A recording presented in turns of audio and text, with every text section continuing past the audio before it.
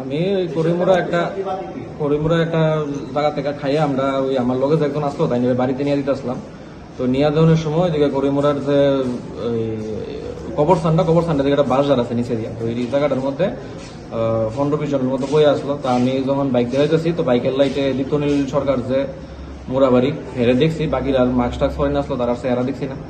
তো তারপরে তারা আমরা বাইকের থেকে নামাইয়া সেটা মানে একজনটা আমার পিছনে যাচ্ছিল তাই না বাইকের থেকে নামাইছে প্রথমে। তো তাই না 1-2টা মার খাওয়ার পরে তাই না দৌড় দিয়ে বাইকে দিয়ে আসলো, এবার আমার মারতেছে আর আমি দেখতেছি তাই না দৌড় দিয়ে যাওয়ানোর সময় এক বাড়িতে লুকাইবো এমন সময় তাই না উচট খেয়ে ফিরে গেছে। উচট খেয়ে পরে আবার তাই না ওইটা যখন দৌড় দিতে লইছে তাই না মাথাতে বন্দুকটা ধরে কইতাছে দেখ বন্দুক দেখ। তো সেটার পরে এরপরে কিন্তু গুলি ফেলাইছে না, ওই বন্দুকটা দেখানোর পরে এরপরে তাই না আবার যখন আমার আবার মারতে হয়েছে তারা তখন তাই না দৌড় দিয়ে আবার ওই বাড়িতে গিয়ে লুকাই গেছে আর কি। এরপরে তারা মায়ের সবাই ওই এদিকে যে একটা আসিল মানে রাস্তাটা যেখান থেকে ঢুকে এদিকে একটা বাইক দাঁড়াই না আসলো এই দিয়ে এরপরে আবার সবাই গেছে। কি কারণে আপনার সঙ্গে তারা এই ঝামেলা? তারা বিজেপি করে এই কারণে আমরা বিরোধী পার্টি করে এলাকা মারছে।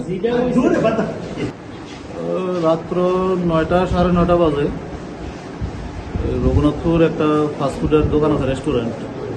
ওইখান থেকে আমি আর হিমাদ্রি শেখর ঘোষ টিফিন করে আইতাছি করিমুরা যে কবরস্থানটা, এই কবরস্থানটার নিচে দিয়ে আইতাছি। তখন এখানে একটা বাঁশের ঝাড় আছে, এটার নিচে থেকে সংখ্যায় 8-9 জন হইব। হিমাদ্রি বাইক চালাইতে আছে, আমি পেছনে বইয়া রয়েছি। তো এখান থেকে অনেকে মুখে কালো মাস্ক করা আমার পেছন বাড়ি দিয়ে ফালাই দিচ্ছে না টান দিয়ে ফালাইছে আমি কইতে পারিনি। ফালাই ওই আমার এলোপাতারি চেন দিয়া পিডা রড চেন লাঠি পিডা অন্ধকারের মধ্যে তো দেখছি না, পিডা আরম্ভ করছে। এরপর আমি ওইটা দৌড় দিয়েছি, দৌড় দিয়া আবার ফিরে গেছি। ফিরে যাওয়া এই পড়ার উপরে আবার আরম্ভ করছে পিডা। এরপর আবার ওইটা দৌড় দিয়েছি, আবার ফিরে গেছি। এরপরে একটা ছেলে আমার কানের আছে, এই দেখ পিস্তল। আমিও দেখছি পিস্তলটা, এই দেখ পিস্তল। এরপরে আবার উঠটা এখানে করিমুরা স্কুলের শিক্ষক রুস্তম চৌধুরী তারা বাড়িতে গিয়ে আশ্রয় নিয়েছে। কি কারণে আপনার কইতে পারি না কি কারণে।